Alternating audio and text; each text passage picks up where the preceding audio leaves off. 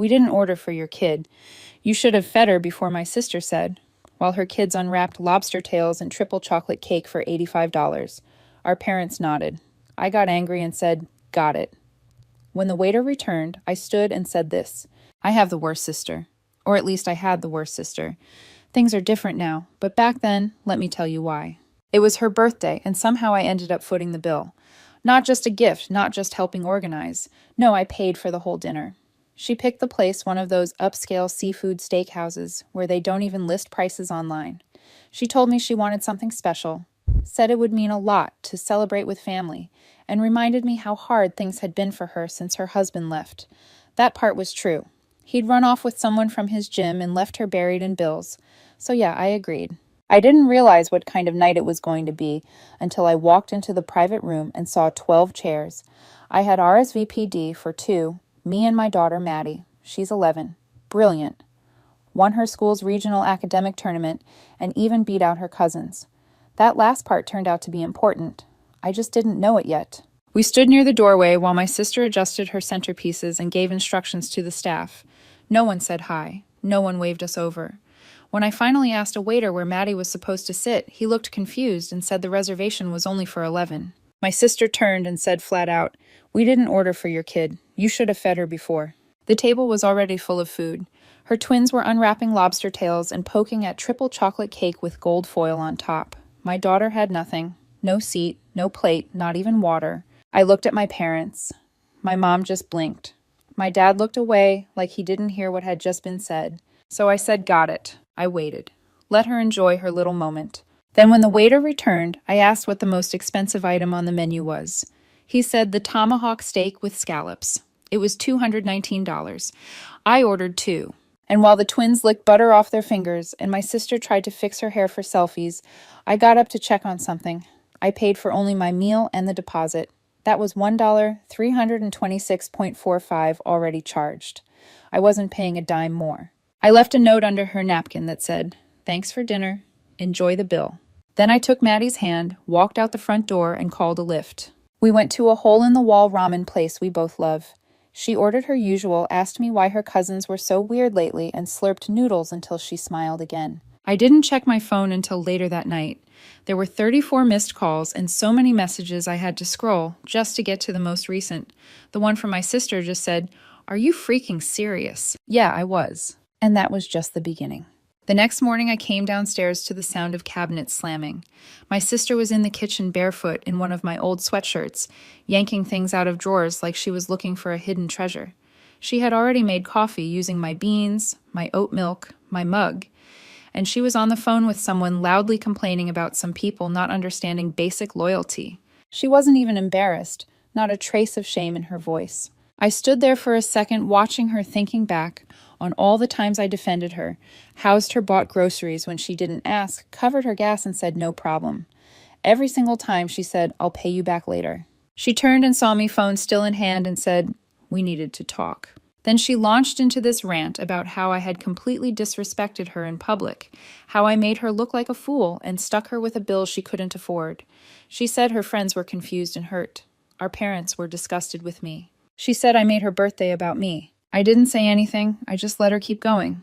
Then she said it. She said Maddie was a kid and kids don't need lobster. I still didn't speak, I just looked at her for a long time. Then I said, "Get out." She blinked. At first, I don't think she even processed it. She started laughing, said I was being emotional and needed to cool down, that she wasn't going anywhere. She didn't have a job, didn't have a place lined up, and Mom and Dad's house was too cramped. I said it again, slower this time. "You have 2 days to leave." She stared at me like she'd just been slapped. Then she got mean, said Maddie was spoiled and too sensitive, said I'd always been jealous of her popularity, that people like me always take things too seriously, that I couldn't take a joke. A joke. I didn't respond. I turned around and walked back upstairs. I called a friend who owns a moving van and asked if he had time that weekend. He said, "Sure, anything for you." While Maddie was at her art class, I boxed up everything my sister owned. Clothes chargers, makeup shoes, a stack of mail she'd never opened. I even found one of Maddie's books under her bed, a gift Maddie had given her cousins last month. They'd never even opened it. My sister tried to act like it wasn't happening right up until the moving truck pulled into the driveway. Then the text started. First from her, then from my mom, then from both one after the other. Mom said I was kicking someone while they were down, that I needed to remember what family means, that Maddie probably wouldn't even remember this in 10 years. But I would, and so would she. I didn't scream, I didn't fight. I just handed my sister her last box and locked the door after she left. She moved back in with our parents that same night. At first, I thought that was the end of it, but within a week, I started getting messages from my mom, then from my dad, then from someone else entirely. Apparently, things were getting worse over there. 3 days after she moved in with our parents, I got a message from my dad. It was a photo, a receipt from some online store. Over $600 spent on kids' toys, noise-canceling headphones, and a pressure cooker. It was on his credit card. I called him assuming maybe it was fraud or a mistake. He sighed and said, "No, it wasn't. Your sister had borrowed it for groceries and apparently never logged out of the account." 2 days later, another charge came through. A pair of custom sneakers for her son. $129. That's when I realized she'd moved into their house and started bleeding them dry too. Meanwhile, Maddie was thriving. After the disaster at the birthday dinner, I worried she'd shut down or start asking why her cousins hated her. Instead, she doubled down at school, started working on a science project that ended up qualifying for a national fair, and even got invited to a weekend program at the local university. I never told her what her aunt said about her. She didn't need to know. But my parents were unraveling. I'd stop by to drop off food or help my dad with something, and the house always felt heavy. My sister would barely come out of her room except to yell at the kids or argue with my mom over laundry or Wi-Fi. One day I walked in and saw her kids on the floor with an iPad. No charger in sight. Both eating leftover French fries straight from a takeout bag. No plates, no supervision. I asked where my sister was. My dad pointed toward the backyard. She was out there vaping. She said she needed a break and that the kids were just being loud. She asked if I had any extra cash. Said her unemployment ran out. I said no. She rolled her eyes and asked if I was still being petty. The next week, the school called my mom. My niece had bitten another student during a group project. When asked why, she said she was tired of being stupid and that her cousin Maddie always wins everything. She was crying. Apparently, a teacher overheard and filed a report. That was when I made the call. I didn't tell my parents. I didn't tell my sister. I contacted Child Services anonymously and explained what I saw. Not abuse, but serious neglect. Emotional strain, a parent clearly checked out, and kids showing signs they weren't coping. 3 days later, there was a knock at their door. A welfare check. It didn't go how I thought it would. I assumed my sister would panic, clean the house, pretend everything was fine. Instead, she snapped. She told the caseworker it was all a setup, that I was jealous that I wanted to steal her kids. The next day, I got a voicemail. It was my mom. Her voice was shaking. She said something had happened after the visit, something unexpected. My sister had packed a bag, left the house, and vanished for 24 hours. No note, no explanation, no call. She left her kids with our parents and just disappeared. When she finally returned, something was different and not in a good way. She walked back into our parents' house just before sunrise. My mom heard the door unlock around 5:20 a.m. No explanation, no apology, just the sound of her bedroom door shutting. She slept until almost 1 in the afternoon. That day changed everything. Up until then, we'd all tiptoed around it, chalking everything up to stress, to the divorce, to her feeling lost. But after she vanished for 24 hours without telling anyone where she was or who had the kids, it stopped being a phase and started being a pattern. The tension at our parents' house became suffocating. She barely spoke unless it was to criticize or complain. The kids were always on edge. My mom was aging and fast forward, trying to make everything feel normal with grocery trips and game nights that nobody asked for. My dad retreated into his garage most days.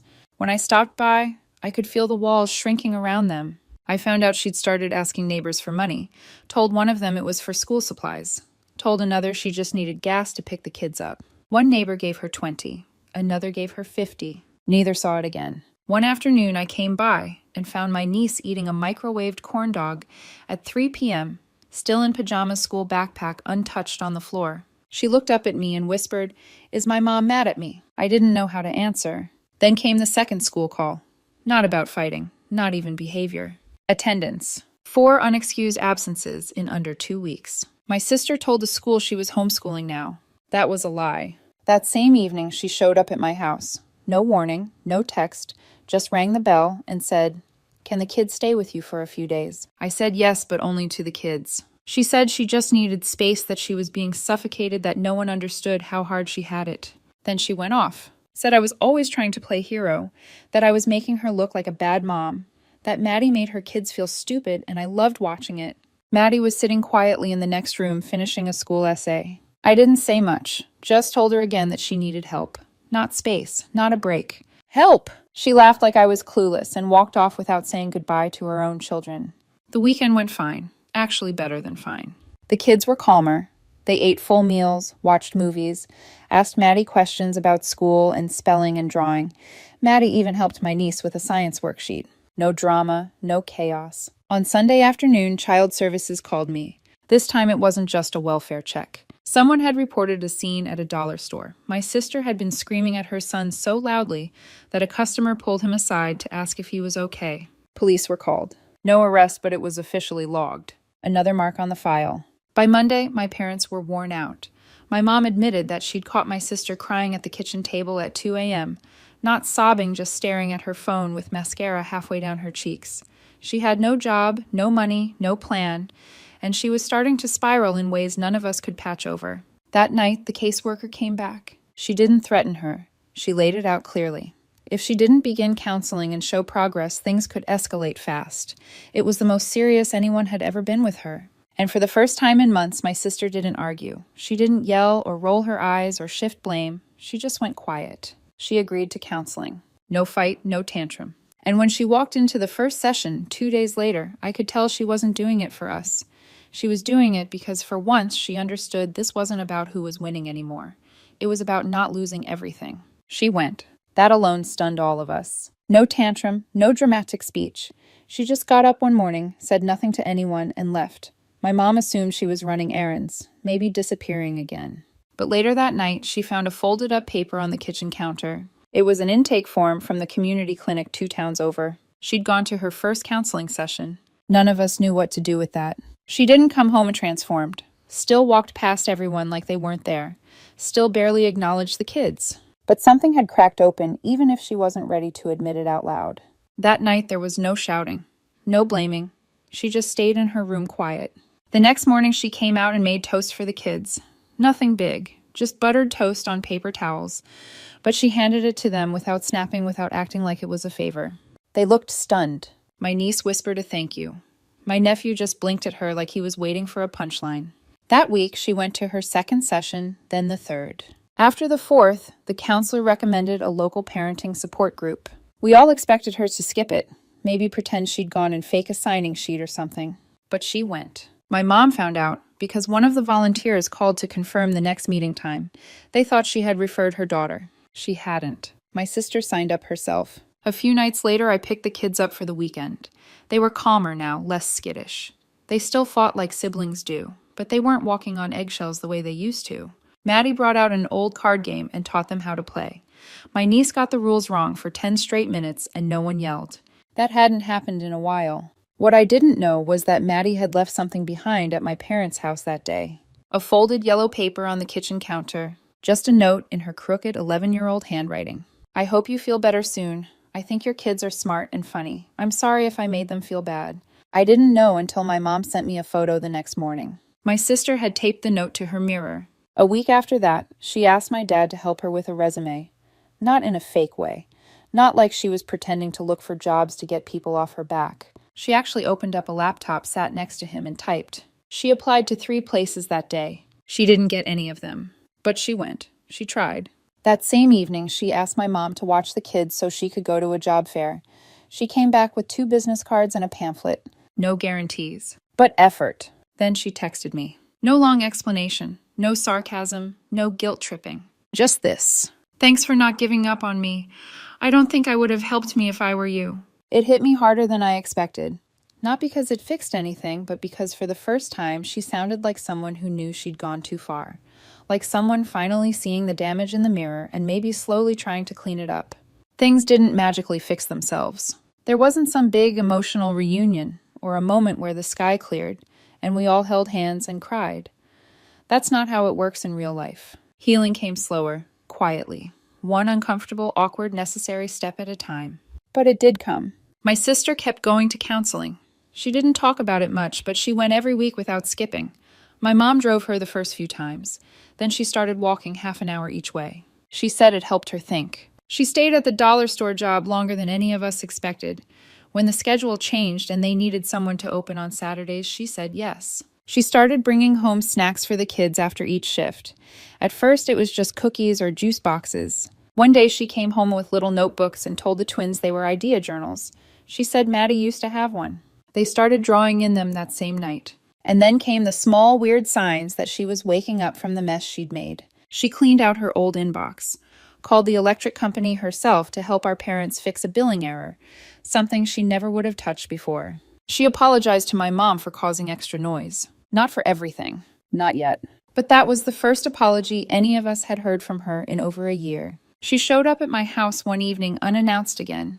But this time she was holding a bag of clothes her kids had outgrown. She said Maddie might want them for donating. And then she said something I didn't expect. It's weird watching someone else be good to your kids when you weren't. I didn't know how to respond, so I didn't. She didn't need comfort. She needed space to say it out loud. Then she asked if I thought Maddie actually liked being around her kids. She wasn't being defensive. She was nervous, scared that Maddie only helped them out of obligation, scared they didn't deserve kindness. I told her the truth. Maddie had set aside her old science kit, not just that she made a guide to help her cousins use it, wrote instructions in her notebook, added sticky notes with suggestions, drew little doodles so they'd think it was fun. She didn't do it because I asked her to. She just did it. My sister was quiet for a long time. Then she nodded and said she'd tell her thank you. And a few days later she did. She showed up with the twins holding a container of cookies they'd made from a box, underbaked but full of effort. She asked if she could stay for a bit, sat on the couch, watched her kids play Uno with Maddie. When she left, she didn't rush out the door. She hugged her kids, promised she'd be back on time the next day. The next time she came over, she brought nothing.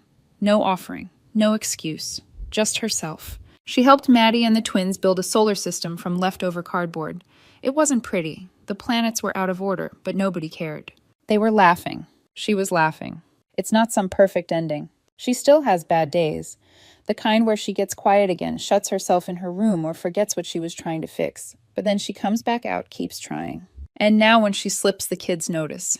They ask her what's wrong, and she answers. She's still living with our parents, still working part-time, still figuring out what the rest of her life's going to look like.